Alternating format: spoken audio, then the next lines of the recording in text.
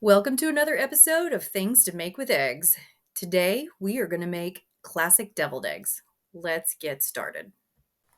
As always, make sure your eggs are very clean, wash them very thoroughly, and then go ahead and put them in your water. You're always going to want to do the water test to make sure that they do not float to the top. Otherwise, they're no good, and you need to discard them because they'll make you sick. Once they have been hard boiled, you're going to want to remove your eggs and let them sit out and cool. That way you can peel them next. As you can see, I'm starting to kind of break the shells up a little bit. These still happen to be a little warm, so I let them sit after I cracked them, and then I began to peel them. After I get them all peeled, I do actually save the shells and I let them dry. I crush them and then I do feed them back to the chickens, so it ensures that they get plenty of calcium, so we get lots of eggs.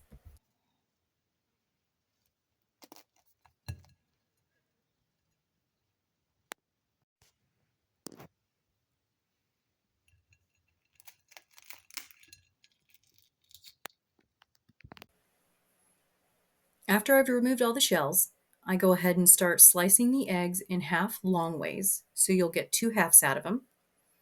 And I go ahead and start putting all of the yolks in a separate bowl because that's what we're going to use to make our filling for our deviled eggs. Now that we got everything separated out and all the yolks are in the bowl, let's start making our filling. To the yolks, I'm going to go ahead and add roughly a half a cup of mayo, a healthy tablespoon of mustard, and roughly around, let's say, a quarter of a teaspoon of salt and a quarter a teaspoon of pepper, and a full teaspoon of white distilled vinegar. Once I've got all of that in the bowl, I'm going to go ahead and give this a good mix until it's nice and creamy.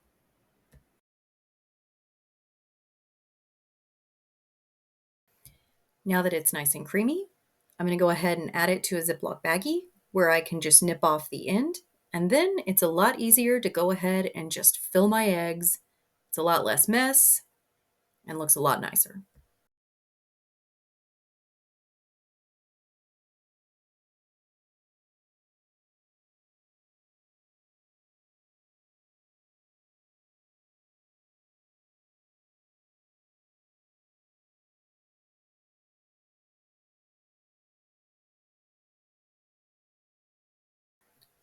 As you can tell, with a shaky camera in one hand, I'm not doing so great. So I'm going to go ahead and put the camera down, fill them up, and we'll come back.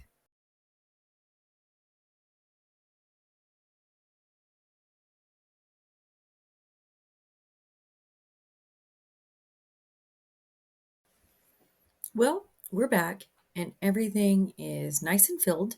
And we even did have a little bit left over on the side. Not much, but really just enough for kind of a snack with some extra crackers. So now that we've got everything full, I'm going to go ahead and pop it into the fridge for roughly around 30 minutes to an hour to make sure this firms up. And then we'll pop it back out and top it with paprika.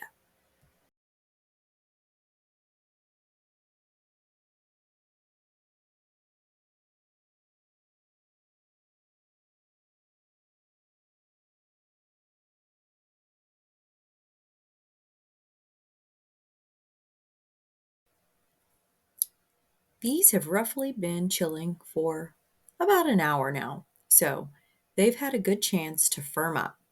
So we brought them out, and now the name of the game is to lightly dust these with some paprika.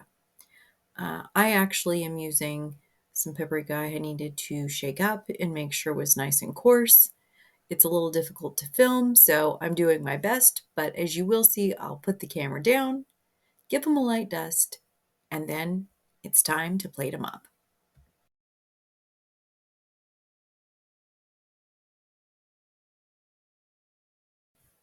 Just a reminder with the paprika, you always want to start with a light dust. You can always add two, but you cannot take off if you add too much.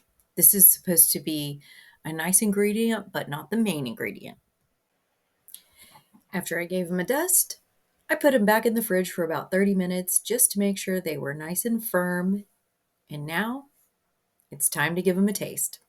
Let's do it.